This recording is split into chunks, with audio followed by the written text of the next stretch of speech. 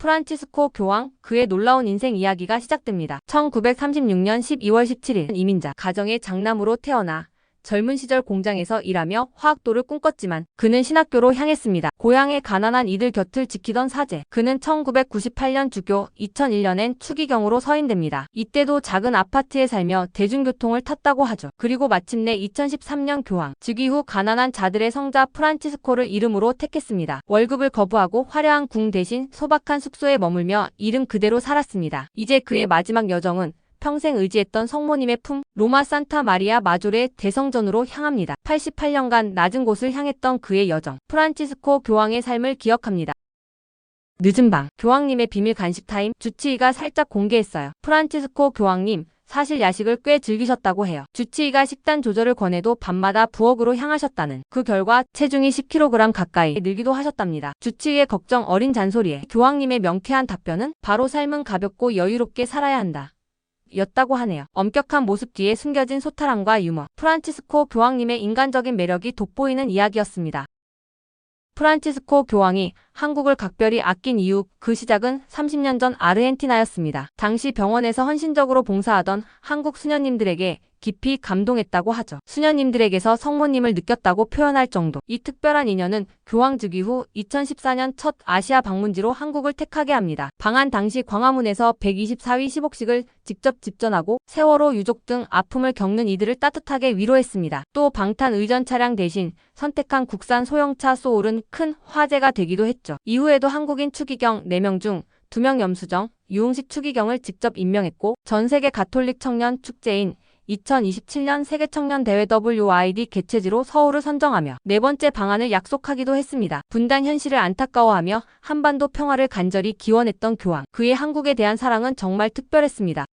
충격. 프란치스코 교황이 남긴 전 재산 고작 $100, 우리 돈 약 14만 원이라고? 교황 즉위 후 월급을 전혀 받지 않았기 때문입니다. 보통 추기경 월급이 670만 원에서 840만 원 사이인데도 말이죠. 이는 평생 지키기로 맹세한 가난서약 때문이었습니다. 사실 교황이 되기 전 추기경 시절에도 작은 아파트에 살며 대중교통을 이용했습니다. 고급 승용차와 운전사는 당연히 거부했고요. 교황이 되어서도 그 삶은 변하지 않았습니다. 화려한 교황궁 대신 공동숙소에 머물렀죠. 낡은 철제, 십자가와 교황의 상징인 빨간 구두 대신 검은 구두, 방한된 소형차, 소울을 타 화제가 되기도 했죠. 장례식 역시 개정한 장례법에 따라 장례 절차를 대폭 줄여 오는 26일 바티칸에서 거행됩니다. 삶의 마지막까지 일관된 모습이죠. 이름처럼 가난한 자들의 성자 프란치스코를 닮고자 했던 교황. 그는 돈이 아닌 사랑과 겸손을 세상에 남겼습니다.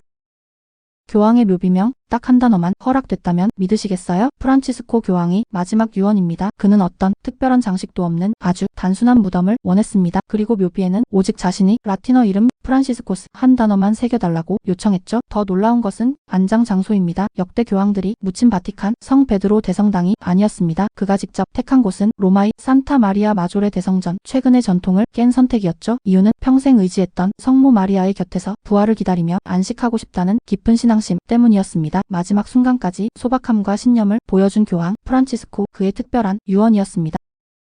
교황의 마지막 간절한 부탁, 이것만은 절대 하지 말아달라.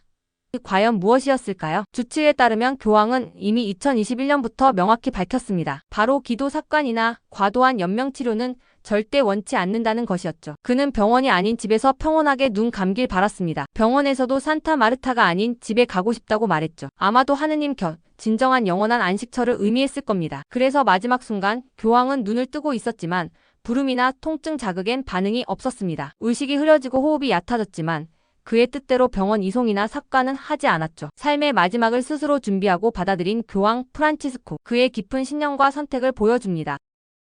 교황의 진짜 마지막 말 혹시 따로 있었다고? 주치의만 아는 그날의 대화. 선종 이틀 전 4월 19일 주치의 알피에리 의사가 교황을 찾았습니다. 당시엔 건강이 괜찮아 보였죠. 교황은 성모교일 4월 17일에 로마 교도소에서 미사를 집전한 것을 무척 기뻐했습니다. 하지만 그는 의사에게 뜻밖의 아쉬움을 털어놓습니다. 이번에는 재소자들의 발을 씻어주지 못했어. 이것이 그분의 마지막 말이었다고 소개했다. 몸이 불편해 가장 낮은 자세로 행하는 섬김의 상징, 세종례를 못한 것이 마음에 계속 걸렸던 겁니다. 그의 마음은 마지막 순간까지 가장 소외된 이들을 향해 있었죠. 주치의가 직접 들은 교황의 마지막 말, 그의 평생의 삶을 그대로 보여주는 한마디였습니다.